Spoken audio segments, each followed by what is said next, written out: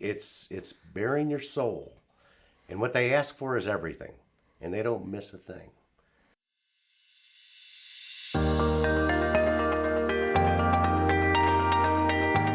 Today we're excited to talk to Ken Reimer, founder of KBI, or Ken's Beverage.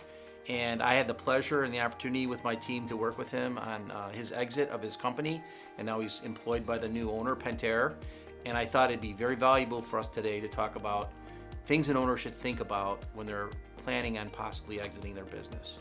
If you were to tell me as an owner, one or two things that I should think about as an owner, if you could replay what you did and what worked well for you and what you could have done better sooner, what would that be?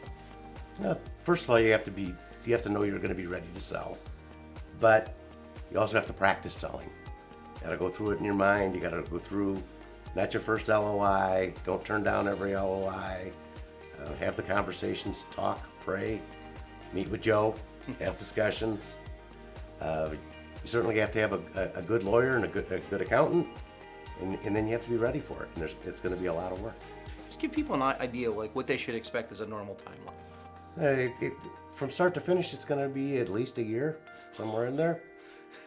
It's hard to believe. It's going to be a year, but you're going to have conversations first to decide if you gel with them, if they're the people you want to talk to, and then they're going to sign an NDA, and then you're going to have your lawyers and their lawyers involved. Like, what are your emotions of that when you were going through that? It's bearing your soul, and what they ask for is everything, and they don't miss a thing. And it gets very frustrating because the list comes across with 10 pages of they want to see every aspect of your business. And you get very frustrated because as business owners, we all do things a little bit different.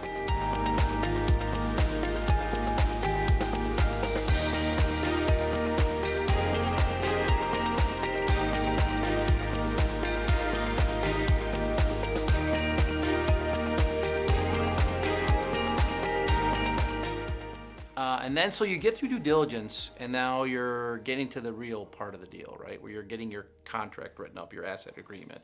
So talk a little about that whole process. So once you get through that and you've agreed to, whatever number, whatever multiple you're using, or then it gets difficult because now you have to finalize the asset purchase if that's the route you're going.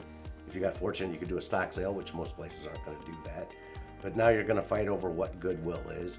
You're going to fight over what the covenants are. You're going to fight over what the reps are. You're going to fight over what the holdbacks are. Networking capital. You're going to fight over networking capital. Was there anything in your process that made you feel like you knew this was the right partner to do this with, and how did you figure that out? That's a great question. I mean, some of it's gut, and I hate to say that. It's not it's more of an art than it is a science. If you feel it's wrong, you know it's wrong. It's wrong. When was the most emotion of the deal? I know we go through the work and all that stuff, but when did you say, hey, this is real now? This is getting real? The day before I actually got the wire. Okay, but that was signed already? Was the document? Everything was signed, everything was done, but I still said, something's going to come up. Because there's exits. You can exit, they can exit, everybody can exit. And then when the wire came in that next day, it really happened. Yeah. That was a very interesting night because for the first time in my life, I didn't own Ken's Beverage. Right.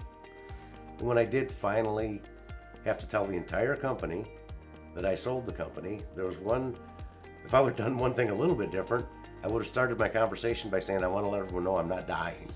Because that was the first question that when we got off the phone, people were asking me. These are the three things I would tell you to think about when you're going to sell your company. What would that be?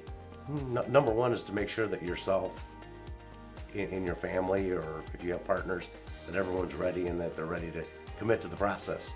Because they're not going to walk in and say, here's a check for X, we're going to write you the check tomorrow, and it's going to be over. It's going to be nothing like that at all. You're going to be ready for a long haul, and you're going to feel like they're going to be questioning your business practices. They're going to be questioning what you did, decisions you made. If you're not ready for that, you're not even close to the process. You have to make sure that your attorney and your accountants are on the same page and they understand what you're doing. And you have to make sure that your financial advisor fully understands, because there's another whole side to this of making sure when you're selling your company what your exit strategy is, How much is it gonna cost you? Because there's another whole piece of taxes that you have to be ready for. And you have to make sure all of your trust documents, your state documents are all taken care of.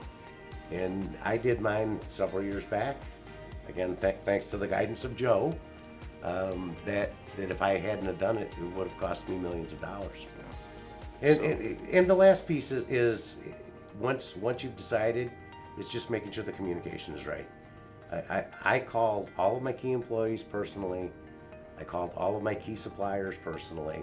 Well, the thing is, if you don't have the person that you can talk to that isn't the family member, that isn't your spouse, significant other, what have you, when you go to your employees, the first thing that they all ask is, how much are you getting?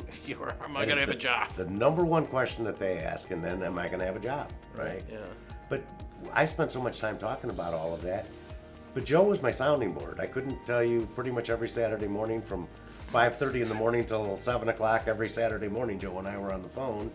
And when you have a question, write it down, think about it, and then you call it. And you have to have somebody you can bounce these ideas off of.